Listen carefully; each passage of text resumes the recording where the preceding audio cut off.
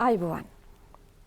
ආදරණීය දුවේ පුතේ, ඔබ දන්නවා සිකුරාදා උදෑසන ඔන්න අදත් ඔබේ සිංහල පාඩම. සිංහල භාෂාව හා සාහිත්‍යය අපේ පාඩම් මාලාවේ සමාරම්භක වැඩසටහනත් එක්කයි ඔබ මේ සම්බන්ධ වෙලා ඉන්නේ. ඉතින් මුලින්ම ඔබට කියන්නට ඕන හැමදාම මම මතක් කරනවා. සිංහල භාෂාව ඔබේ ජීවිතය හා සමාන දෙයක්. භාෂාවෙන් තොරව අපට ජීවත් වන්නට බෑ. භාෂාවෙන් තොරව අපිට කිසිම දෙයක් sannivedanaya කරන්නටත් බෑ. මේ නිසා තමයි අපි භාෂාව නිවැරදිව දැනගත යුත්තේ. නමුත් භාෂාව ඉගෙන ගත යුත්තේ මේ විභාගය සඳහා පිළිතුරු ලිවීමට පමණක්ද? කිසිසේත්ම නෑ. දුවේ පුතේ, ඔබ සිහි තබා ගන්නට ඕන විශේෂ කාරණයක් තමයි භාෂාව හා සාහිත්‍ය හැදෑරීම, ව්‍යාකරණ හැදෑරීම මුළු ජීවිතයටම ඔබට වැදගත් වෙනවා. ජීවිතය කියන්නේ මොකක්ද කියලා පසක් කරගන්න ඔබට සාහිත්‍යයෙන් නොමද රුකුලක් සැපේනවා. මේ සියලු අරමුණු පෙරදැරිව තමයි අපේ පාඩම් මාලාව අපි සකස් කරන්නේ. අද මේ සමාරම්භක වැඩසටහනේදී අප බලාපොරොත්තු වෙන දුවේ පුතේ 10-11 ශ්‍රේණිවල සිංහල ව්‍යාකරණ සහ සාහිත්‍ය පාඩම් මාලා කොහොමද සැකසෙන්නේ? ඒ පිළිබඳව නිරවුල් දැනුමක් ඔබ ලබා ගත යුත්තේ කොහොමද? ඒ වගේම තමයි මේ විග්‍රහය අප ඔබට ඉදිරිපත් කරන්නේ. ඔබ මේ හැදෑරීම අවසානයේ ඔබ මුහුණ දෙන විභාගයේ සැකසෙන ප්‍රශ්න පත්‍ර ආකෘතියත් සමගයි. ඉතින් ඔබේ රූපවාහිනිය ඉදිරියට එන්න ඔබේ සටහන් පොතයි පෑනයි අරගෙන හැමදාම මම ඔබට මතක් කරනවා. අද මේ විග්‍රහයේදී ඔබට මේ කරුණු කියන්නේ, ඔබට මේ නිරවුල් දැනුම සම්පාදනය කරන්නේ කවුද? කොළඹ 5 ලුම්බිනි විද්‍යාලයේ සිංහල ආචාර්යවරයා.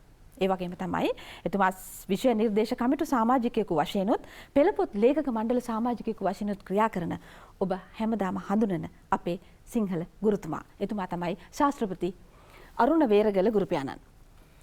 අයිබෝන් අරුණ සර්. අයිබෝන්. ඒ වගේම කොළඹ 14 ශාන්ත අන්තෝනි සිංහල විද්‍යාලයේ විදුහල්පති දුරය හොබවන සිංහල විෂය පිළිබඳ ආචාර්යවරයෙකු ලෙසත් ක්‍රියා කරන ශාස්ත්‍රපති සුගත් බණ්ඩාර ගුරුපියාණනොත් අද අපේ පාඩම් මාලාව විස්තර කරන්නට එකතු වෙනවා. ආයිබෝන් සුගත් සර්. අයිබෝන්. අපි දුවේ පුතේ මුලින්ම සාකච්ඡා කරන්නේ මේ පාඩම් මාලාව, මේ විෂය නිර්දේශය මේ එක් ප්‍රශ්න පත්‍රයට සැකසෙන්නේ කොහොමද කියලා. අපි මේ සාකච්ඡාව ආරම්භ කරමු අරුණ සර්. මම ඔබට අවස්ථාව දෙන්නේ මුලින්ම මේ දැනුම අපි කොහොමද දරුවන්ට සම්පාදනය කරන්නේ? හොඳයි. ආදරණීය දුවේ පුතේ, අපිත් එක්ක පෙර පුරුදු සේම 2021 වසරේ රැඳී සිටින බැඳී සිටින සියලුම දරුවන්ට දිවයිනේ අස්සක් මුල්ලක් නැර මේ වැඩසටහනත් එක්ක එකතු වෙලා ඉන්න සියලු දරුවන්ව බොහොම ආදරෙන් පිළිගනිමින් අපි අපේ මේ ආදරණීය දූපුතුන් උදෙසා බොහොම සාරවත් සංලාපයක් අද වැඩසටහනේ ගොඩනගනවා. වැඩසටහනේ ආරම්භයේදීම ඔබට සඳහන් කළා හැකිනම් සටහන් පොතක් එහෙම තබා ගන්න කියලා. ඒ ඉල්ලීම වැදගත් දුවේ පුතේ. හේතුව අපි මේ අපේ කාර්යභාරය ඉටු කරන්නේ සැලසුමක් සහිතව. ඔබ ඔබේ වැඩෙත් ඒ සැලසුමට අනුරූපව සකසා ගන්නවා නම් ඉතා වැදගත්. 10 සහ 11 ශ්‍රේණිවල දූපුතුන් දන්නවා ඔබ අවසානයේ සාමාන්‍ය පෙළ විභාගය යනු ලංකාවේ තීරණාත්මක විභාගයක්. ඒ විභාගයට ඔබට මුහුණ දෙන්න වෙනවා සාර්ථකව. මේ උදෙසා ඔබ යා යුතු මග, ඔබ දැනගත යුතු දේ, ප්‍රශ්න පත්‍ර 3 අංග, ඒව සකස් වෙන ආකාර, ඒව පිළිබඳව ඔබට නිදර්ශනත් එක්ක අද වැඩසටහනේදී අපි ඔබත් එක්ක සමීප වෙනවා.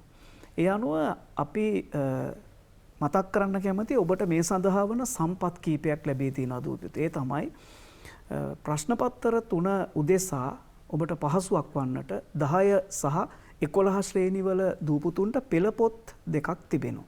10 ශ්‍රේණියේ දරුවන්ට 10 ශ්‍රේණියේ පෙළපොතත්, 11 ශ්‍රේණියේ දරුවන්ට 11 ශ්‍රේණියේ පෙළපොතත්. ඒ පොත් දෙකට අමතරව සිංහල සාහිත්‍ය සංග්‍රහය පොතත් ඔබට ලැබී තිබෙනවා.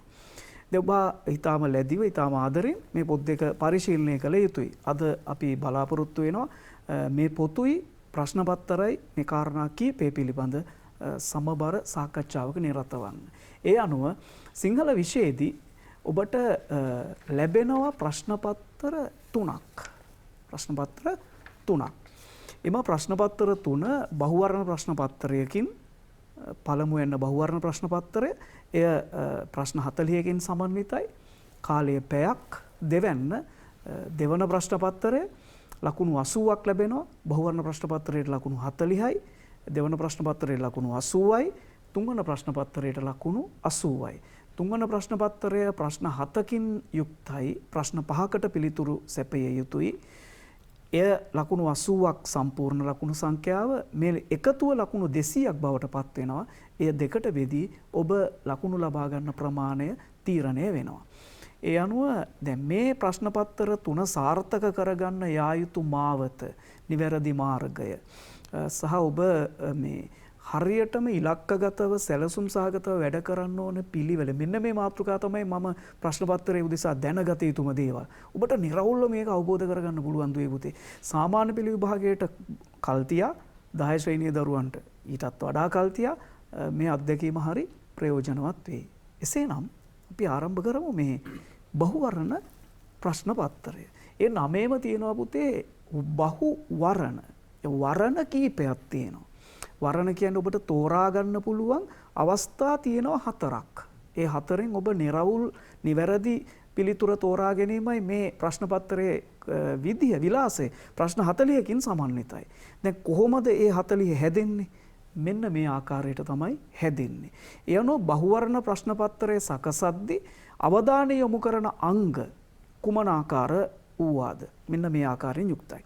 රූඩි පද, එහෙම නැත්නම් සාම්ප්‍රදායික යෙදුම්, ඉඟි වැකි, මේවෙන් තමයි ප්‍රශ්න පත්‍රයේ ආරම්භයේ සටහන් වන්නේ. තව මොහොතකින් අපි කතා කරමු.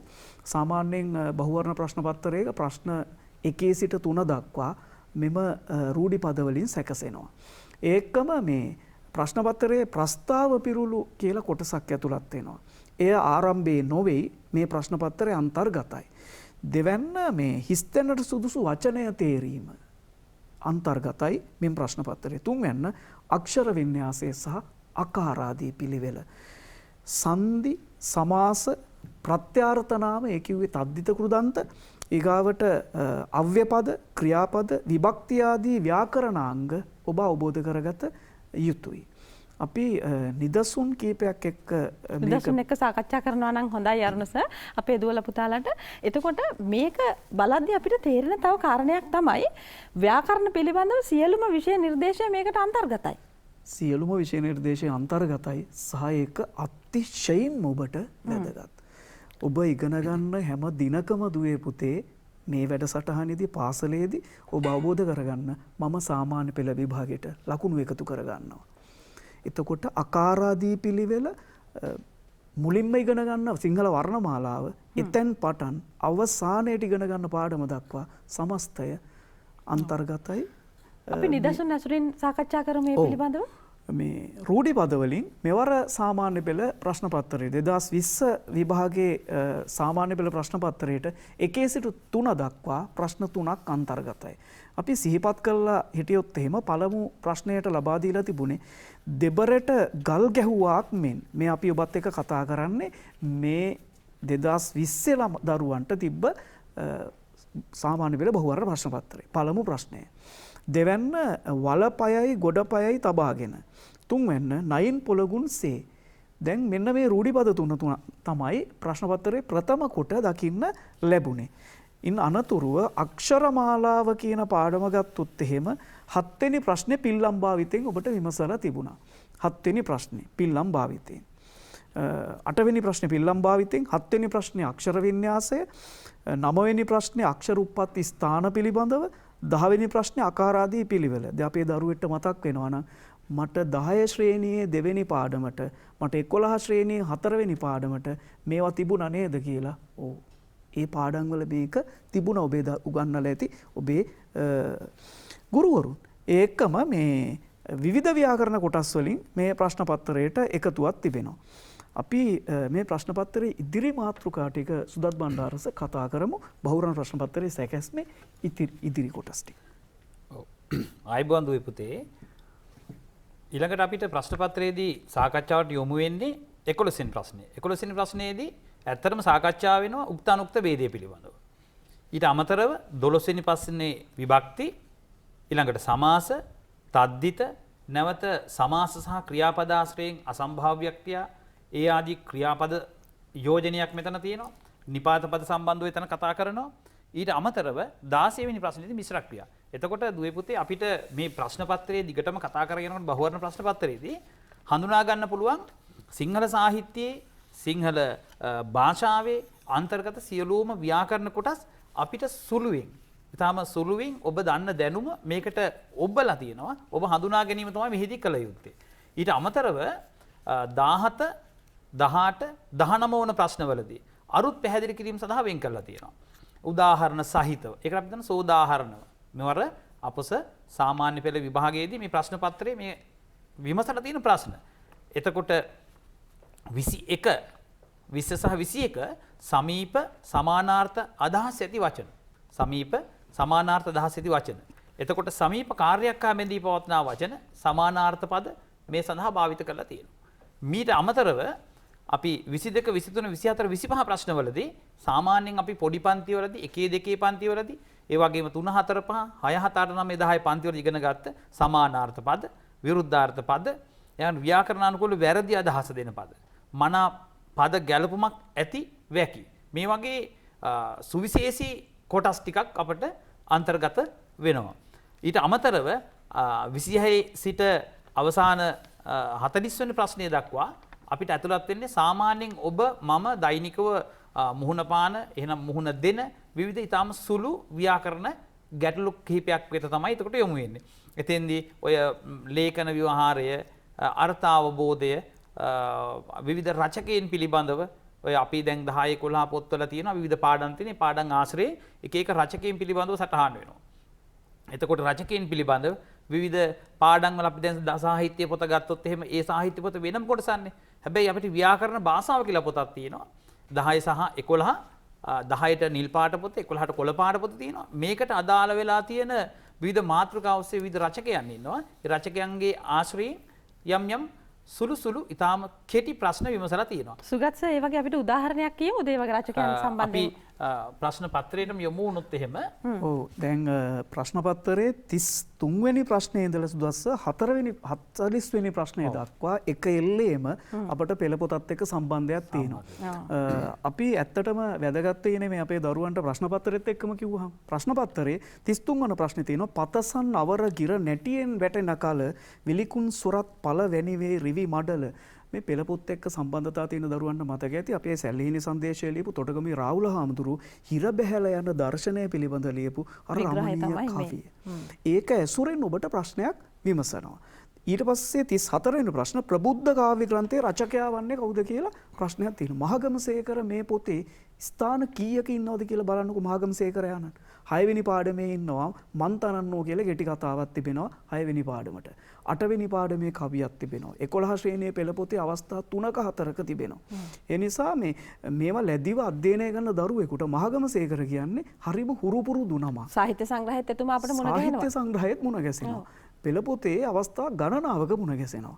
ඉන්න අනතුරුව මේ ඔබට මෙන්න මේ පාඩම මතකද කියලා බලන්න. රෑතිස් පෑයේ පැල් රැකෙනදී මරන්නේ පාන්දරට යන්තම් මෙහැ පියෙන්නේ. හේනේ කඩුල්ලට පිටින් සිටින්නේ අවසාන පේලිය තිත්. මොකද්ද පාඩම? දුකට කියන කවි සීපද. 11 ශ්‍රේණිය පෙළ පොත දෙවන පාඩම. ඒ දෙවන පාඩමේ ඒ කියන්නේ මේ අවසාන පේලිය හිස්තැන් පුරන්න තියෙන. හීනෙන් නැවිත් නෑනා අතවනන්නේ කියලා කවිය සම්පූර්ණ වෙන්නේ. දැන් මේකේ පිළිතුර එන්නේ සුදස්ස පාඩමත් එක්ක බැඳිච්ච දරුවෙක්ට පමණමයි. ඇත්තමයි. අද මේ මම විශේෂයෙන් අද අවධාරණය කරන්න ඕනේ දුවේ පුතේ අපේ දරුවෝ ගොඩක් අය මේ සාහිත්‍ය පොතට විතරක් නැඹුරු වෙලා. සාහිත්‍ය පොතින් අයින් වෙලා. මේ 11 වසර 10 වසර මේ කියන භාෂා පොතට අවධානය යොමු කරන්නේ නැතුව තියෙනවා. මේ අවධානය යොමු නොකිරීම තුළ මේ අවසාන පස්තිකට උත්තර ලියන්න බෑ. බරපතල ප්‍රතිවිභාගයකින් අත් වෙනවා. අනිත් පැත්තට මේ ප්‍රශ්න පත්‍රය අරගත්තොත් අපිට පෙන්වන්න පුළුවන් ප්‍රශ්න ඒ කියන්නේ 15ක් 20ක් අතර ප්‍රමාණයක් පෙළ පොත් දෙක එක්ක සමීප සම්බන්ධතා පවත්වනවා. පැහැදිලිවම සර් මට ඔතනදී එක දෙයක් කියන්න. අපේ දුවල පුතාලා සමහර වෙලාවට මේ පෙළ පොත කියවන්න කම්මැලි. පෙළ පොත කියවනකොට මේ පාඩම් කියවන්න ඔවුන් එච්චර උනන්දු වෙන්නේ නැහැ. අන්න ඒකට අපි පොඩි උපදෙසක් දෙන්න ඕන. ඇත්තටම ඔබට මේ පොත් දෙක ප්‍රදානය කරලා තියෙන දරුවනේ මේ විභාගේ පාස් වෙන එක ඉලක්ක කරගෙන තමයි. හැබැයි විභාග පාස් වීම පමණක් නෙමෙයි ඉලක්කය. මොකද භාෂාව ඉගෙන ගන්න එකේ එකම පරමාර්ථය මේ සාමාන්‍ය පෙළ විභාගයට පිළිතුරු ලියලා ඔබ ගෙදර යවන එක නෙමෙයි. හරි මේ සාමාන්‍ය පෙළ විභාගයෙන් නිග්බිතිව ඔබ මුළු ජීවිත කාලය තුළම මේ භාෂාවත් එක්ක තමයි ගනුදෙනු කරන්නේ. මොකද මේක අපේ මව් භාෂාව. එතකොට මේ භාෂාවත් එක්ක ඔබට තියෙනවා පුදුමාකාර සම්බන්ධතාවක්. දැන් මේ පෙළ පොතේ පාඩම් පෙළ ගැස්ම කල්පනා කරලා බලන්න. හැම පැත්තක්ම ආවරණය කරලා නැද්ද කියලා. අපි හිතමු 10 වසරේ පෙළ පොතේ පළවෙනි පාඩම කොච්චර අලංකාර පාඩමක්ද කියලා. හරි ඒ පාඩමේ දකින්න ලැබෙන්නේ උපකල්පනය කරලා ආනන්ද හේවගේ කියන අපේ රටේ පරිපාලන සේවයේ හිටපු ජ්‍යෙෂ්ඨ නිලධාරියෙක් රචනා කරන ලද පොතක උපුටාගත්තු පාඩම. මිහිඳු මාහිමියන්ගේ ආදාහන පූජෝත්සවයේ දවසේ කරන කතාවක්. හරි අලංකාර. දැන් එතනින් පස්සේ තුන්වෙනි ප්‍රාදේශීය ජනවහර ව්‍යවහාර මොනරාගල භාෂාවෙන් ඉගෙන ගන්න එක. හරි. එන්න අනතුරුව හැම පැත්තක්ම ආවරණය කරලා තියෙනවා. ඒ නිසා ඇත්තටම මේ පොත් දෙක අධ්‍යයනය කරොත් එහෙම දරුවෙකුට අර භාෂාව සාහිත්‍ය පිළිබඳ පොඩි පැතිරුණු අවබෝධයක් වෙන එක පැත්තකින්. අනිත් පැත්තට මේ ප්‍රශ්න පත්‍ර බලන්නකො. දැන් මේකේ 36 වෙනි ප්‍රශ්නේ දත් දෙපළ සිහින්ය දීප්තිමත්ය කපා උපමට්ටම් කරන ලද හේයින් විදුරුමිනි දෙපළක් මෙන් සිලුටුය. මේ කියලා අහන. ඉන් අනතුරුව අසඩක් නටාලියා සයිමන් මේ 10 අච්චුපතේ ඔබට මතකද හුණු වටේ කතාව කියලා පාඩමක් තියෙනවා. තොරොක්කොව කියන පාඩමේ අග තියෙන්නේ ඒ පාඩමේ.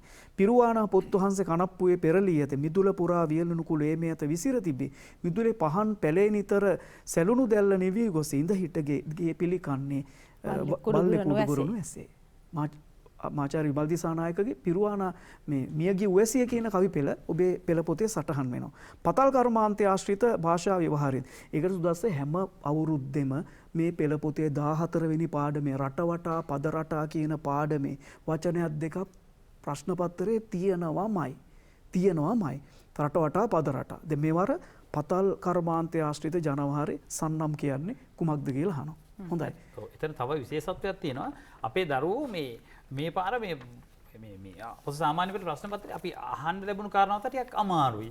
අපහසුයි. මේ හේතුව මම දැකපු දේ තමයි මේ 10 11 පොත පරිශීලනය නොකිරීම අවසාන ප්‍රශ්න ටිකට උත්තර ලිවීමට අපහසුතාවයට පත් වෙනවා. ඒක තමයි. මේ වෙලාවේ මතක් කරනවා ඇත්තටම මේක ජීවිත ආදර්ශයක් ලබා දෙන මේක ජීවිතයට යම් මගක් කියා දෙන අපූර්ව පොත් දෙකක්.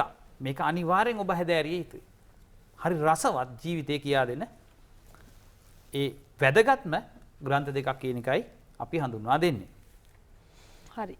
දැන් සර් අපි ඊළඟට කතා කරනවා. ඊළඟට අපි සාකච්ඡා කරමින් හිටියේ දැන් බහුවර්ණ ප්‍රශ්න පත්‍රය පිළිබඳවයි. ඊළඟට අපි විස්තර කරන්නේ මොකද්ද? දෙවන ප්‍රශ්න පත්‍රයට අපේ අවධානය යොමු කරන්න. දෙවන ප්‍රශ්න පත්‍රයට. එතකොට දෙවන ප්‍රශ්න පත්‍රයේ දුවේ පුතේ ඔබේ ලේඛන ශක්්‍යතාව මැන බලනවා. දැන් පළවෙනි ප්‍රශ්න පත්‍රය ගත්තොත් එහෙම ඔබෙන් අපේක්ෂා කරන අපේක්ෂාවන් කීපයක් තියෙනවා. අවබෝධය, ස්මරණය, නිර්වුල් දැනුම සහ භාෂා පරිචය හා භාවිතය. මෙන්න මේවා ඔබේ තියනවාද කියලා මනිනවා. ඒ වගේම දෙවන ප්‍රශ්න පත්‍රයේ ප්‍රශ්න 5ක් තිබෙනවා ලියන්න ඕනේ අනිවාර්යයි. දැන් මේ පහම ඔබව මැන බලනවා ඔබේ ලේඛන ශක්්‍යතාව කුමන ආකාරයේද කියන කාරණාව. ඒකෙදි මේ දෙවන ප්‍රශ්න පත්‍රයේ අපට දකින්න ලැබෙන්නේ ආරම්භයේ සටහන් වෙන්නේ කෙටි පිළිතුරු අපේක්ෂාවෙන් සකස් වන කෙටි ප්‍රශ්න 10ක්. ඒ කෙටි ප්‍රශ්න 10 සකස් වෙනවා මේ ආකාරයට. සිංහල භාෂාවේ වචන කෝෂය. ඒ වගේම විවිධ ව්‍යාකරණාංග, වාක්‍ය රටා, ඒ වගේම භාෂා පරිචය වගේ කොටස් වලින් මේ දෙවන ප්‍රශ්න පත්‍රයේ පළමු ප්‍රශ්නය සකස් වෙනවා. දැන් මේ ප්‍රශ්නය සකස් වීමට අපට මීට පෙර ඔබට සිහිපත් කරපු අර මේ ව්‍යාකරණ පිළිබඳව තියෙන ව්‍යාකරණ පාඩම් පිළිබඳව තියෙන අවබෝධය වැදගත් වෙනවා. අපි උදාහරණයකට මෙවර 2020 අවුරුද්දේ අහපු ප්‍රශ්න පත්‍රයේ නිදසුනකට ප්‍රශ්න කීපයක් ඉදිරිපත් කළොත් පළමු ප්‍රශ්නය දෙවන ප්‍රශ්න පත්‍රයේ පළමු ප්‍රශ්නයේ පළමු රෝම ඉලක්කම යටතේ තියෙන ප්‍රශ්නේ අහන්නේ සිංහල අක්ෂර මාලාවේ ඇතුළත් අන්තස්ථාක්ෂර දෙකක් ලියන්න. දැන් බලන්නකෝ අක්ෂර මාලාව පුළුවන් දරුවෙකුට ලකුණු කීයක්ද කියලා. පළවෙනි ප්‍රශ්න පත්‍රයේ තිබ්බ ප්‍රශ්න 5ක් විතර අක්ෂර මාලාවට සම්බන්ධිත.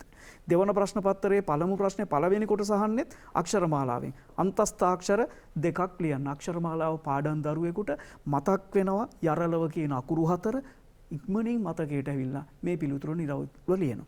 දෙවැන්න මේ පාස් සඳහන් පදවල අර්ථ පැහැදිලි වෙනසේ වාක්‍ය දෙකක් ලියන්න. මේ ප්‍රශ්නය පහුගිය අවුරුදු ගණනාවක හුරු පුරුදු එකක්. නල නයන්න දන්තජ ලයන්න. අයන්න යටතේ දෙනවා. නයන්න මුරුදජ ලයන්න. ඔබ දන්නවා මේ ලයනු වෙනස් වෙනකොට අරුත වෙනස් වෙනවා. එතකොට ඒ අර්ථ වෙනස් වෙන ආකාරයට අහන්නේ. දැන් කවුරුද දුන්නා පතල පතල. පයන්න තයන්න දන්තජ ලයන්න පයන්න තයන්න මුරුදජ ලයන්න. අර්ථ දෙකක්. පැල පැල කියපුවාම අර්ථ දෙකක්. දැන් ඔය රටාව.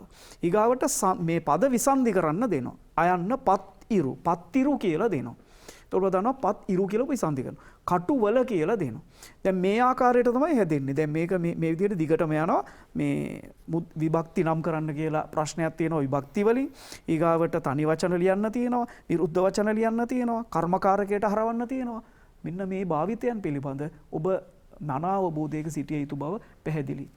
ඒ අනුව පළවෙනි ප්‍රශ්නය හැදෙන්නේ මේ අපි ඔබට සඳහන් කරපු විවිධ ව්‍යාකරණාංග, භාෂා පරිචය, වාක්‍ය රටා ආදී. අපි ඊළඟට සාකච්ඡා කරනවා දෙවන ප්‍රශ්නේ. දෙවන ප්‍රශ්නේ සුගත් සර් එන්නේ රචනය. ඇත්තෙම මේ දුවේ පුතේ මේ පළවෙනි ප්‍රශ්නේ ලකුණු 20ක් හිමි වෙනකොට කෙටි ප්‍රශ්න 10ක් ඒක අනු කොටස් එක ලකුණු 20ක් හිමි වෙනකොට දෙවෙනි කොටසේ මේ මම කතා කරන්නේ වැදගත්ම තැන. මුළු ප්‍රශ්න පත්‍රයේ පුරාම ගත්තොත් එහෙම ඒ ප්‍රශ්න පත්‍ර පුරාම වැඩිම ලකුණු ප්‍රමාණයක් හිමි වෙන අපේ දරුවෝ පාඩම් කරන්න අකමැති ප්‍රශ්නය තමයි රචනාව. රචනාව කියන එක අපි සාමාන්‍යයෙන් උපකල්පනය කරලා බැලුවොත් එහෙම අපිට විභාගයට දෙන්න විභාග ප්‍රශ්න පත්‍රය අතර එන්න කලින් ලැබෙන ප්‍රශ්නය කියලා කියන්න පුළුවන්. එතකොට මේකට විභාගයේදී ලකුණු 25ක් හිමි වෙනවා. විශේෂයෙන් බලාපොරොත්තු වෙන්නේ සුවිශේෂී කාරණා කිහිපයක්. එතෙන්දී චින්තන ශක්තිය සහ නිර්මාණ ශක්තිය මසා බලනවා. ඊට අමතරව ලේඛන කුසලතාවය, නිර්වුල් භාෂා භාවිතය, සංශ්ලේෂණ සහ විශ්ලේෂණ හැකියාව. අපි දරුවෝ බොහෝ අවස්ථාවන් වලදී මේ කරුණු කාරණා පිළිබඳ අනවබෝධයෙන් රචනාව ලියනවා. මේ කරුණ නිසා ඔවුන්ට ලකුණු ලැබෙන ප්‍රමාණය අඩු මට්ටමකට යනවා. විශේෂයෙන් විභාගයේදී ලකුණු පිරිනමනකොට පළවෙනිම කරුණු වලට ලකුණු දෙන්නේ ලකුණු 8යි.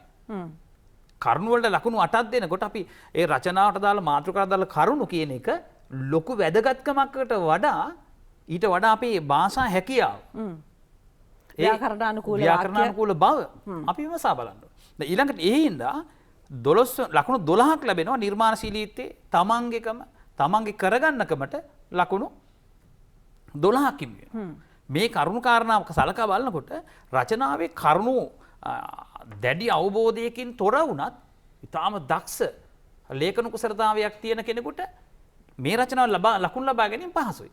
අවසානයේදී ශිල්පීය දක්ෂතා එතෙන්දී ඔබ ඡේද බෙදන විදිය, ඒ වගේම ඔබ යම් අවස්ථාවකදී විරාම ලක්ෂණ භාවිත කරන විදිය, රචනා මාතෘකාව තබන විදිය, මාතෘකාවට මේක අනුගත භාවය, මේ කෙරෙහි දැඩි අවධානයකින් අපි රචනාවට පිවිසෙන්නට ඕනේ. රචනාව කියන ප්‍රශ්නයේදී අපි කලින් සූදානම් වීමක් සිද්ධ වුණා නම් අනිවාර්යයෙන්ම ඔබට ලකුණු 25න් 20 21 22 ලබා ගැනීම ඉතාම පහසු කාරණාවක්. ලකුණු 25ක් කියන්නේ දෙවියන් පුතේ ප්‍රශ්න පත්‍රයේ ඉතා විශාල ලකුණු ප්‍රමාණයකට යන්න පුළුවන්. ඉතා වැදගත් මේ ප්‍රශ්නයක් තමයි රචනය. සර් ඔබට විස්තර කරන්නේ ඔබේ භාෂාත්මක හැකියාව වර්ධනය කරගන්න නම් ඔබ මොකද්ද කරන්න ඕන? ඔබ කියවන පොත්, ඔබ එදිනෙදා ඇසුරු කරන දේවල් මේවායින් ඔබේ භාෂාත්මක කුසලතාව වර්ධනය කරගන්න. රූඩි, ඉඟිවැකි, ප්‍රස්තාව පිරුළු වගේ දේවල් ඔව් සර් ඔබට පුළුවන්. තව පොඩි කාරණාවක් දැන් අර අපි 10 11 පොත් දෙක ගත්තා නේද? ඔව්.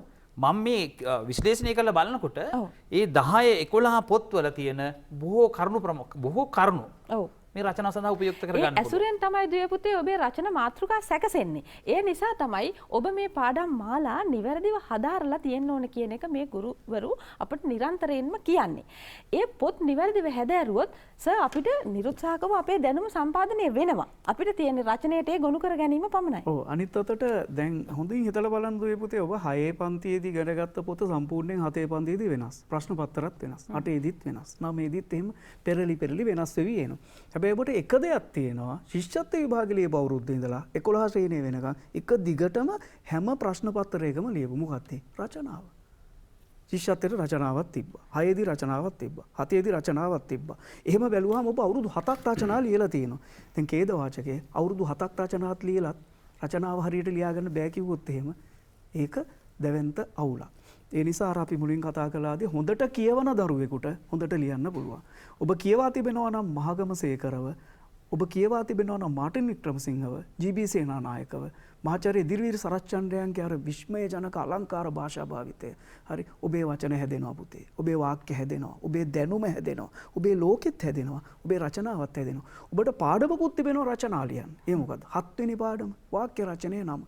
මම ආරාධනා කරන මේ රචනයේ හැඳින්වීම අඩු ගන්න කියවන්න. ඒකෙදි තියෙනවා රසවත් වූද, හරවත් වූද විචිත්‍ර භාෂා ලේඛනයක් කියලා කැලි කීපයක්. රසවත් වෙන්නත් ඕන, හරවත් වෙන්නත් ඕන, නිකන් ලියන්න නෙමෙයි කියන්නේ රහට ලියන්න. අපි දරුවන්ට අවධාරණය කරන්න ඕන සාක්ෂරතාවම ඉන්න නෙමෙයි පුතේ රචනාව දෙන්නේ. 11 ශ්‍රේණිය ආපු දරුවන්ට ලියන්න පුළුවන් කියලා හැමෝම දන්නවා. නිකන් ලියන එකයි රසට ලියන එකයි දෙකක්. පැහැදිලිව. දැන් දේවපුතේ අපි මේ සාකච්ඡා කරන්නේ දෙවෙනි ප්‍රශ්න පත්‍රයේ ඔබට තියෙන ප්‍රශ්න පිළිබඳව. දැන් සර් දෙවෙනි ප්‍රශ්න පත්‍රයේ 3 වන ප්‍රශ්නය. සාරාංශකරණය. සාරාංශකරණය කියන ප්‍රශ්නේ විශේෂ වැදගත්කමකුත් තිබෙනවා. ඒ තමයි ඔබට ඒක සාමාන්‍ය ජීවිතේ එක අවුරුද්දකින් එහෙම අවසන් වෙන ප්‍රශ්නකුත් නෙමෙයි. ඔබ ඉදිරි අධ්‍යාපනයට ගියොත් එහෙම දුවේ පුතේ උසස් පෙළදී සාරාංශකරණය හම්බ වෙනවා. උසස් පෙළ පැත්තකින් තියන්න උසස් පෙළ සිංහල හැමෝම කරන්නේ නැහැනේ. හරි. ඔබ මොන මට්ටමේ විභාගයක් කරත් රාජ්‍ය මට්ටමේ කුමන විභාගයක් කරා නීති විද්‍යාල ප්‍රවේශය කරනවා නම් පරිපාලන සේවා විභාග කරනවා තරඟ විභාග ඕනෑම එකක ඕනම විදේශ කටයුතු විදේශ සේවයට මඳවා ගැනීම කියලා ඒ දක්වා සාරාංශකරණය අදාළයි.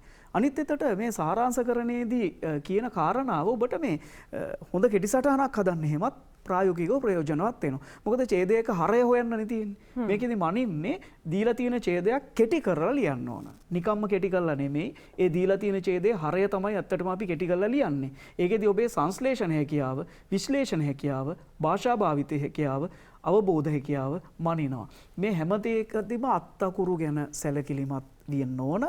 මේ හැම ප්‍රශ්නයකදීම සිංහලනේ විෂය පුතේ. ඒ හින්දා ඔබ ලියන වාක්‍ය නිවැරදි වෙන්න ඕන. අක්ෂර වින්‍යාස වැරදි තියෙන්න බෑ. විරාම ලක්ෂණ වල දෝෂ තියෙන්න බෑ. ඒවා මනිනවා. සාරාංශයක් කරන්න ඕනම දරුවෙකුට පුළුවන්. ඒකට අවශ්‍ය කරන්නේ ඔබට තියෙන්න ඕන යමක් කියවලා ඒකේ හරය නිවැරදිව වටහා ගැනීමේ හැකියාව. එතකොට සාමාන්‍ය පෙළ විභාගයට මෙවර ලබා දීලා තිබ්බා ඡේද 3ක් විතර දිග සාමාන්‍යයෙන් වචන ඒ ප්‍රමාණය නිකන් අපි දල වශයෙන් ආසන්න වශයෙන් බැලුවොත් එහෙම වචන 200කට විතර ආසන්න ප්‍රමාණයක සාරාංශය. එතකොට ඒ සාරාංශේ ඡේද 3කට තිබ්බත් 4කට තිබ්බත් අපේ උත්තරේ ඡේද 1යි. ඒ වගේම මේක සම්බන්ධව වෙනම අපි කතා කරන ඉදිරියේදී මේ ප්‍රශ්නෙන් ප්‍රශ්න වෙන වෙනම අරගෙන අද අපි සාකච්ඡා කරන්නේ ඇත්තටම මේ ප්‍රශ්නවල අපේක්ෂාව සහ ඒ ප්‍රශ්න පත්‍රයේ ප්‍රශ්නේ තියෙන තැන මේක ගැන පොඩි අදහසක් අවබෝධයක් ගන්න තමයි මේ සාකච්ඡාවේ මෙන්න අනුව තේරුම් ගන්න ලකුණු 10යි මේකට. ලකුණු 10ක් ලැබෙනවා. අනිවාර්ය ප්‍රශ්නයක් කරන්නම ඕන. හරි. ප්‍රශ්න පත්‍ර එක්ක ප්‍රශ්නත් එක්ක අපි ඉදිරියේදී වැඩසටහන් එක්ක මේවා ඔබත් එක්ක කරනවා. හරි. මීළඟට අපිට සාකච්ඡා කරන්න තියෙන්නේ සර් පස්වෙනි ප්‍රශ්නය. හතරවෙනි.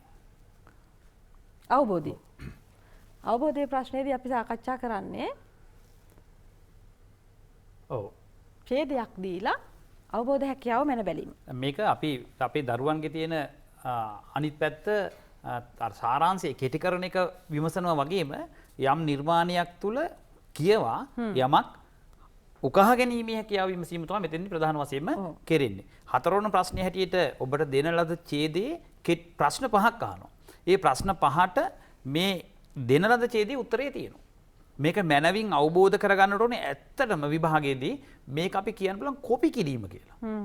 දීලා තියෙනවා ප්‍රශ්නය උත්තරය හොයලා ලියන්න තියෙනවා. පුංචි කාලේ ඉඳන් මේක මේක නේද පහසුම ප්‍රශ්නය අපිට භාෂා ප්‍රශ්නේ පත්‍රේ ලැබෙන. ලකුණු 10න් 10ම ගන්න පුළුවන් ප්‍රශ්නයක්. මේකේ බොහෝ විට අපහසුයි කියලා අමාරුයි කියලා එකක් එන්නේ අන්තිම ප්‍රශ්නේ විතරයි. ඒ අපි මේකේ අනවබෝධ වචන දෙකක් හෝ ඒ ලබා දෙනවා. ඒකේ තේරුම ලියන්න කියලා. ඒ තේරුම ඇත්තටම ඡේදය කියලා අවබෝධයක් ලබා ගත්තා නම් තාම පැහැදිලිව උත්තරේ ලියන්න පුළුවන්. අනිත් ප්‍රශ්න වලට ඡේදයේ තියෙන ආකාරයෙන්ම ඒ පිළිතුර ඒ කොටසම ලිව්වත් සම්පූර්ණ ලකුණු ලැබෙනවා. ඒක නිසා මේ ප්‍රශ්නේ තමයි අපිට ලැබෙන පහසුම ප්‍රශ්නය කියලා කියන්න පුළුවන්. අපි පස්වෙනි ප්‍රශ්නයට යමු සර්. අපි සාහිත්‍ය ප්‍රශ්න පත්‍රය පිළිබඳව සාකච්ඡා කරන්න තියෙන නිසා මේ අපි කෙටියෙන් විස්තර කරලා දෙමු අපේ දූලා පුතාලට. ප්‍රායෝගික ලේඛන පිළිබඳව අපි කොහොමද මේ කුසලතා මැන බලන්නේ විභාගයේදී. ප්‍රායෝගික ලේඛන ප්‍රශ්නයටත් ඔබට කදිම මාර්ගෝපදේශ කීපයක් සපයනවා 10 සහ 11 පෙළ පොත් දෙක. අපි අද දක්වා තිබෙනවා 10 ශ්‍රේණිය 158 වෙනි පිටුවේ තිබෙනවා වාර්තාකරණය කියලා මාතෘකාව. අපි සිහිපත් කරන්න කැමති මේ මාතෘකාව හොඳින් කියවලා අධ්‍යයනය කරලා විභාගයට ගිය දරුවෙක් ඉන්නවයි කියලා අපි විශ්වාස කරමු 2020 අවුරුද්දේ. 2020 අවුරුද්දේ ප්‍රශ්න පත්‍රයේ ප්‍රායෝගික ලේඛන ප්‍රශ්නයට පළමු ප්‍රශ්න කොටස් දෙකක් දෙනවනේ. පළමු කොටසට දුන්නේ පුවත්පත් වාර්තාවක් ලියන්න. එතකොට පුවත්පත් වාර්තාවක්, න්‍යාය පත්‍රයක්, 159 වෙනි පිටුව, අත්පත්‍රිකාවක්, දැන්වීමක්, සටහන් ඒවා. 11 ශ්‍රේණිය අච්චු පොතෙත් මේ වගේම වෙන්කිරීමක් දකින්න ලැබෙනවා. 11 ශ්‍රේණිය. 11 ශ්‍රේණියේදී. ප්‍රායෝගික ජීවිතයට මේක බොහොම සමීපයි. ඔබ පුරවැසියෙක් වුණාට පස්සේ ප්‍රායෝගික ලේඛන ලියන්න වෙනවා දුවේ පුතේ. හරි. රාජ්‍ය ආයතන වලට, වෙනත් පාඨමාලාවලට, උසස් අධ්‍යාපනයට ඒ ඔක්කොම බලලා තමයි මේ ප්‍රශ්නේ ඔබට නිර්දේශ කරලා තිබෙන්නේ. එතට ඒ ප්‍රායෝගික ලේඛන යටතේම 11 ශ්‍රේණියට අදාළව විශේෂිත පාඩම් කිහිපයක් තියෙනවා. 110 පිටුව රාජකාරියා වෙළඳ ලිපි. 118 තියෙනවා කතුවැකි. 119 පිටුවේ තියෙනවා තීරු ලිපි. 190 199 පුවත්පත් වාර්තා, දැන්වීම්, වෙළඳ දැන්වීම්, ආකෘති පත්‍ර. එතකොට මේ 10 11 අපි පොත් පිළිබඳ අවධානයෙන් බැලුවොත් එහෙම ඔබට විභාගයට අවශ්‍ය කරන සියලුම ව්‍යාකරණ වගේම මේ වගේ නිර්මාණශීලී ප්‍රායෝගික ලේඛන වගේම සියල්ලටම උපදෙස් අපේනවා. පසෙක තැබිය යුතු පොතක් නොවන වග මම යලි අවධානය කරන්නේ ඔබට නියම මාර්ගෝපදේශනය මේ පොත් දෙක තුලින් සැපයීලා තියෙනවා. මේ සියලුම දේවල් වලට උදාහරණ සහිතව විග්‍රහ කරලා තියෙනවා අපේ පෙළ පොත්වල. ඒක නිසා අපි දරුවන්ට කියලා දෙන්නට ඕනේ කාරණේ. එතකොට මේවා අපි ඉදිරි පාඩම් මාලාවන් වලදී අපිට පුළුවන් අරනස මේවා දරුවන්ට ලියන විදිහ සාකච්ඡා කරන්න. ඒ නිසා තමයි අපි කියන්නේ පාඩම් මාලාව එක්ක රැඳිලා ඉන්න කියලා. අපි ඊළඟට යමු. අපේ ඊළඟ අංගය තමයි වැදගත්ම දේ. තුන්වන ප්‍රශ්න පත්‍රය. සාහිත්‍ය ප්‍රශ්න පත්‍රය. එතකොට සාහිත්‍ය සංග්‍රහය නමින් ඔබට වෙනම පොතක් දුවේ පුතේ 10 ශ්‍රේණියේදීම ලැබුණා. ඒ පොත පාඩම් 16කින් සමන්විතයි. ඒ පාඩම් 16 ඇසුරෙන් පමණයි මේ ප්‍රශ්න පත්‍රය සැකසෙන්නේ. ඒ හින්දා ඔබ දන්නවා සාහිත්‍ය ප්‍රශ්න පත්‍රයට ලකුණු 80යි. ඉතා මැනවින් ලකුණු ගන්න පුළුවන් ප්‍රශ්න පත්‍රයක්. සහ ඒක බොහොම රසවත්ව අධ්‍යයනය කරන්න, සතුටින් අධ්‍යයනය කරන්න පුළුවන් හැකියාව මේ සාහිත්‍ය සංග්‍රහය තුල දකින්න ලැබෙනවා. සාහිත්‍ය ඉගෙන ගැනීම ජීවිතයට පුදුමාකාර අස්වැසිල්ලක් සපයන කාරණාවක්. අපි මේ පොත නිර්මාණය කරලා තියෙන ආකාරය ශීර්ෂ කීපයක් යටතේ බෙදා තිබෙනවා. පුරාතන ගද්‍ය. දැන් ප්‍රථමයෙන් අපි ගන්නේ පුරාතන ගද්‍ය. පුරාතන ගද්‍ය පාඩම් 3ක් තිබෙනවා දුවේ පුතේ. සතරගම් මන්ත්‍රණය, අඟුල්මාල් දමනය, උග්ගසේන නම් සිටු පුතුගේ වස්තුව. දැන් මේ පාඩම් තුනෙන් මොකක් හරි පාඩමක් සාමාන්‍ය පෙළ විභාගයට පැමිණෙනවාමයි. මේ 2020 අවුරුද්දේ දරුවන්ට උග්ගසේන නම් සිටු පුතුගේ වස්තුව කියන පාඩම ඇසුරෙන් විචාර ප්‍රශ්නයක් පැමිණියා. එහෙම පැමිණෙනවාමයි. එතකොට මේ පාඩම් තුන ඇතුලේ තියෙනවා දුරවබෝධ පද. දැන් උදාහරණයක් විදිහට සතරගම් මන්ත්‍රණය ගත්තොත් කුරුණෑගල රාජධානී සමය රචනා වෙන 550 ජාතක පොතට අයත් උම්මග්ග ජාතකයෙන් උපුටා ගන්නේ. අඟුල්මල් දමනේ පොළොන්නරු කාලයට අයිති අමාවතුර කියන පොතෙන් උපුටා ගැනීම. උග්ගසේන සිටු පුතුගේ වස්තුව සද්ධර්ම රත්නාවලියෙන් උපුටා ගන්නේ. මේවා දුරවබෝධ පද, දුෂ්කර වචන, අමාරු වචන ආදිය දකින්න ලැබෙනවා. ඒ පළමු බෙදීම. දෙවෙනි බෙදීම පුරාතන පද්‍ය, සුදස්ස පුරාතන පද්‍ය පාඩනුත් අර විදියටම අපිට පාඩම් කීපයක් තියෙනවා පුරාතන පද්‍ය. ඒක සරල පහසුවෙන් අවබෝධ කරගන්න පුළුවන්. මේ මං හිතන්නේ මේ සියලුම දේවල් රචනා වෙන්නේ කෝට්ටේ සාහිත්‍ය යුගයේ. තාම විශිෂ්ට කාව්‍ය සාහිත්‍ය විශිෂ්ට යුගයක් හැටියට අපි සැලකනවා. ඇත්තටම ඒකගේ ගුත්තිල කාව්‍ය වැත්තෑවේ හාමුදුරන්ගේ අපූර්ව නිර්මාණයක්. ඒ අපූර්ව නිර්මාණයේ කවි 511ක් තියෙනවා. ඒකේ විශිෂ්ටතම කොටස තමයි ඇතුළත් කරලා තියෙන්නේ. මේක අධ්‍යයනය කරනකොට ඇත්තටම හරි රසවින්දනයක් ලැබෙනවා. අපිට විඳින්න පුළුවන් සාහිත්‍යයක් තියෙන එතන. ඒක වැත්තෑවේ හාමුදුරුවෝ ගුත්තිල ආචාර්යවරයා වීණා වයන ආකාරය අපිට මැවෙන ස්වරූපයෙන් ඉදිරිපත් කරන. සමහර කරන අර නොදනි දරුවන් ඇකයෙන් වැටුණා. ඊ අර අපිට නිකන් වැටෙන හඬ ඇහෙන විදියට මේ නිර්මාණශීලීව ප්‍රවේශ වෙනවා. අතට රස විඳින කෙනෙකුට මේ පද්‍ය ටික පුරාතන ගද්‍ය ටික තාම විශිෂ්ට විදිහට රස විඳින්න පුළුවන්. කෑරගල වෙහෙරට කවි 10යි, මග විසිතුරු කවි 13යි. මේ කවි ටිකත් එක්කම අනිවාර්යෙන් ඔබට විභාගදී ප්‍රශ්නයක් හිමි වෙන එක හිමි වෙනවා. කෑරගල වෙහෙර වෙනුම අපි ගන්නේ සංදේශ කාව්‍ය මේ පාඩම් දෙකම සංදේශ කාව්‍යයන් කියන සංදේශ කාව්‍යයන්ට අනිත් එක සාමාන්‍යයෙන් ඛණ්ඩ කාව්‍ය සාහිත්‍යයට අයත් වෙච්ච ග්‍රන්ථයක් හැටියට අපි හඳුන්වනවා. ඊළඟට අපි නූතන ගද්‍ය කොටසට අපි යනවා. නූතන ගද්‍ය කොටසේ ඔන්න ඔබට නවකතා ගැන යම් අවබෝධයක් ගන්න පාඩමක් තියෙනවා දුවේ ඒ තමයි බැද්දේගම. 4 වෙනි පාඩම 10 ශ්‍රේණියට නිර්දේශිතයි. බැද්දේගම 9 වන පරිච්ඡේදයයි අපට සාහිත්‍ය සංග්‍රහයට අයිති වෙන්නේ. ඒක පරිවර්තන නවකතාවක්. අපේ රටේ කාලයක් පරිපාලන නිලධාරියෙක් විදිහට සේවය කරපු ලෙනාඩ් වුල්ෆ් කියන ඉංග්‍රීසි ජාතික නිලධාරියා රචනා කරන ලද රසපූර්ණ නවකතාවක්. එයින් අපට පරිච්ඡේදයක් තිබෙනවා. ඒ පරිච්ඡේදයේදී ලාංකීය ජන ජීවිතයේ හම්බන්තොට දිස්ත්‍රික්කයේ ආශ්‍රිතව ජීවත් වෙච්ච බොහොම දුප්පත්කමෙන් පීඩාවට පත් වෙච්ච අසරණ අහිංසක මිනිස්සුන්ගේ සිතුම් පැතුම් චර්යා රටාව ඒගොල්ලන්ගේ ජන ජීවිතය පිළිබඳ අපිට පූර්ණ අවබෝධයක් ලබා දෙනවා. ඉන් අනතුරු අපට 12 ශ්‍රේණියේ තිබුණ ගැසෙන ස්වතන්ත්‍ර කෙටි කතාවක් අපේ රටේ පහළ වෙච්ච විශිෂ්ට කෙටි කතාකරුවෙක් කේ ජයතිලකයන්. එතුමන් රචනා කරන අපටත් වැසිකිළියක් කියන කෙටි කතාව මීට අවුරුදු 90කට විතර කලින් සියවස් 9කට විතර පෙර ලංකාවේ සමාජ ආර්ථික ප්‍රශ්නයක් උපුටා ගන්න වැසිකිළි භාවිතය හා බැඳුණු ලංකාවේ ගැමි ජනතාවගේ සිතුම් පැතුම් අධ්‍යාපනය විසින් වෙනස් කරන ලද ආකාරය මේ කෙටි කතාවේ නිර්මාණාත්මකව ඉදිරිපත් කරනවා. ලෝක සාහිත්‍යයේ කිරුළු පලන් කෙටි කතාකරුවා. කිරුළු පරන් කෙටි කතාකරුවා අතර ඉහළින්ම රැඳෙන ගීත මෝපසාන් රචනා කරපු දියමන්ති මාලය කියන රසවත් කෙටි කතාව අපට ඉගෙන ගන්න ලැබෙනවා 11 ශ්‍රේණියේ 14 වෙනි පාඩම ලෙස. මේවා අපේ නූතන ගද්‍ය සාහිත්‍යයටයි අයිති වන්නේ. ඒ ශීර්ෂයෙන් අනතුරු අපිට මුණ ගැසෙනවා නූතන පද්‍ය කොටස. නූතන පද්‍ය කොටසේදී අපි විශේෂ අවධානය යොමු කරනවා මුනි සිරිපා සිමිවින්නේ පාඩමට. ලංකාවේ යටත් විජිත යුගයේදී ප්‍රබල හඬක් නැගූ මහින්ද හිමියන්. ජාති අවදි කරන්නට මේ කවි හරහා සුවිශේෂී මෙහෙයක් කරනවා. ඒ කාව්‍යයේ තියෙන විශිෂ්ටත්වය මේ කවි පන්තියෙන් හැඟවෙනවා. ඒත් එක්කම කුඩලිකම මහතා කියන්නේ හරි ලයාන්විත කවි කියපෝ ජීවිත අත්දැකීම් තාම සරලව ගොනු කරපු කාව්‍ය රචකයෙක්. කොළඹ යුගයේ අපට හම්බ කොළඹ යුගයේදී අපිට හම්බ වෙන්නේ එච්.එම්. කුඩලිකම් මහත්මයා. ගංගාවේ සංගීතයේ කවි 7ක් පමණ මෙතන ඇතුළත් වෙනවා. සම්පූර්ණ කාව්‍ය පන්ති කවි 15ක් තියෙනවා. එතකොට මුල් කවි 3යි අවසන් කවි 4යි මේ විදිහට ගොනු කරලා මේ නිර්මාණය එලි දක්වන්නේ. ඊට අමතරව අපි කලිනුත් මතක් කරා මහගමසේකරයන් හැම තැනම හම්බ වෙනවා.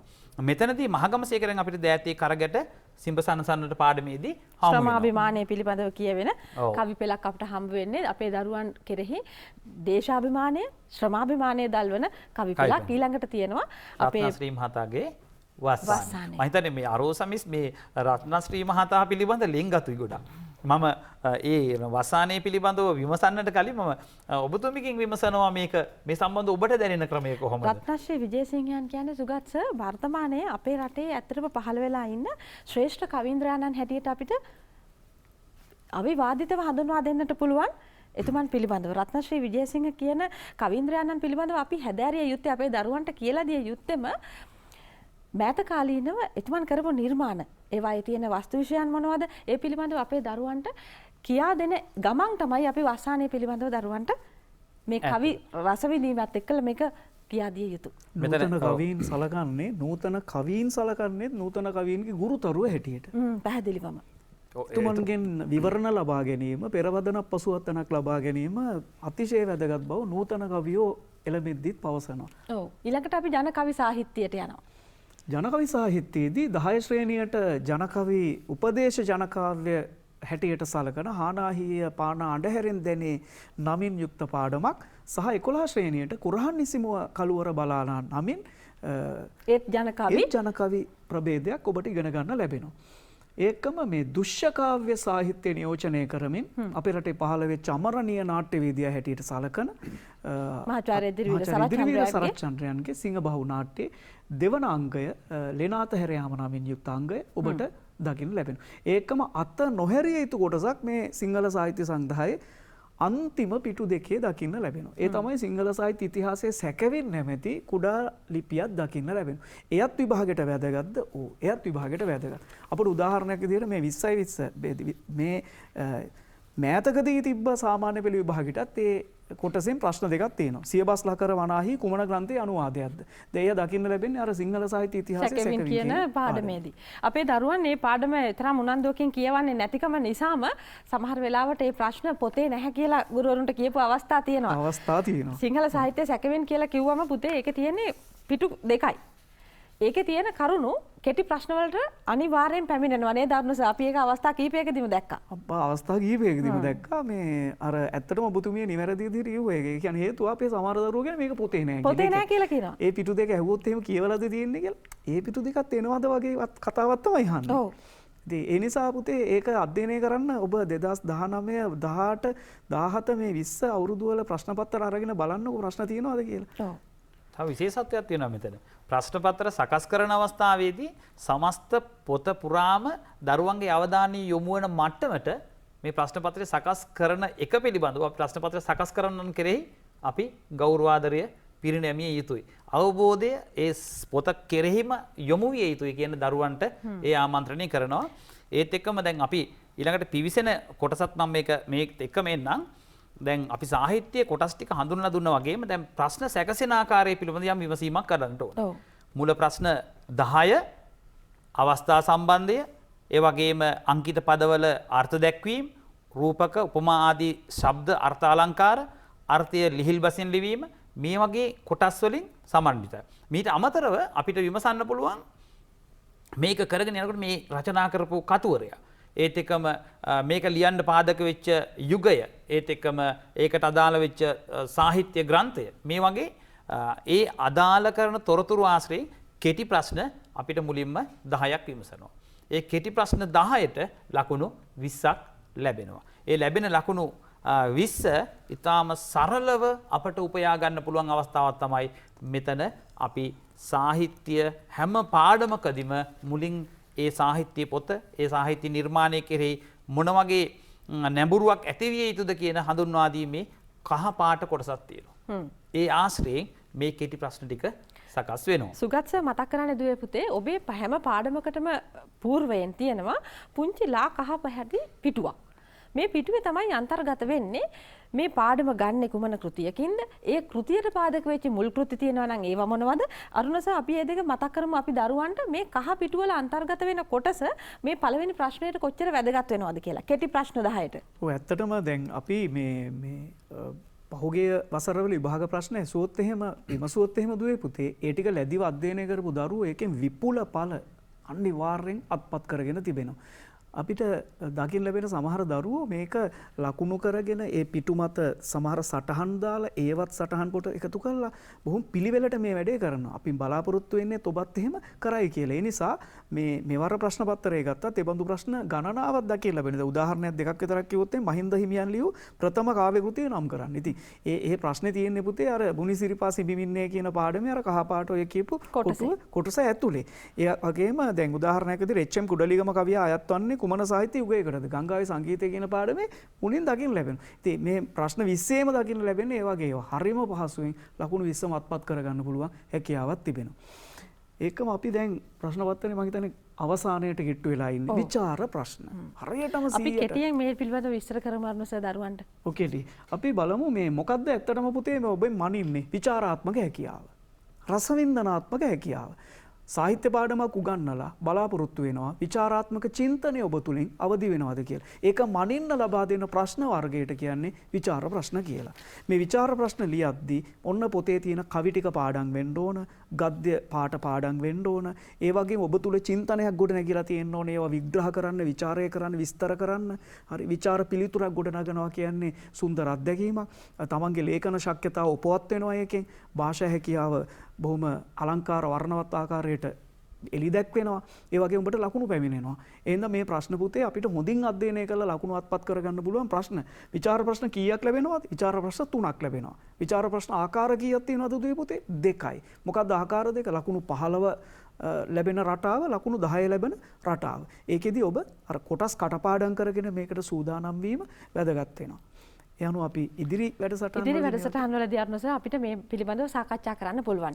දුවේ පුතේ අද අපි ඔබට ලබා දුන්න මේ දැනුම මේ විෂය නිර්දේශය තුළ තියෙන මේ සියලුම පාඩම් මාලා ප්‍රශ්න පත්‍ර 3කට සැකසෙන්නේ කොහොමද කියන කාරණේ තමයි අද අප ඔබට මේ සමාරම්භක වැඩසටහනේ විග්‍රහ කළේ.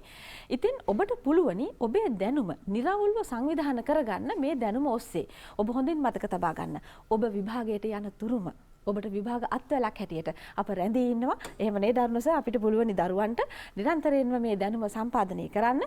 අද අපත් එක්ක මේ වැඩසටහනට සම්බන්ධ වුණා ගුරු පියාණන් දෙපළක් ශාස්ත්‍රපති අරුණ වේරගල ගුරු පියාණන් සමගින් ශාස්ත්‍රපති සුගත් බණ්ඩාර ගුරු පියාණන් අපි ඔබ දෙපළට අපේ කෘතඥතා පූර්වක ස්තුතිය පිරිනමන මේ අවස්ථාවේදී දුවේ පුතේ රැඳී ඉන්න මේ ඔබ සඳහාම වෙන්වන සිංහල භාෂාව හා සාහිත්‍යයේ පාඩම් මාලාව නිසක සාමර්ථයක් උදෙසාම පමණයි. ඉතින් අදට ඔබෙන් සමුගන්නවා නැවත මෙවැනි සාර ගර්භ පාඩමකින් ඔබ මුණ ගැහෙන අපේක්ෂාවෙන්. ආයුබෝවන්.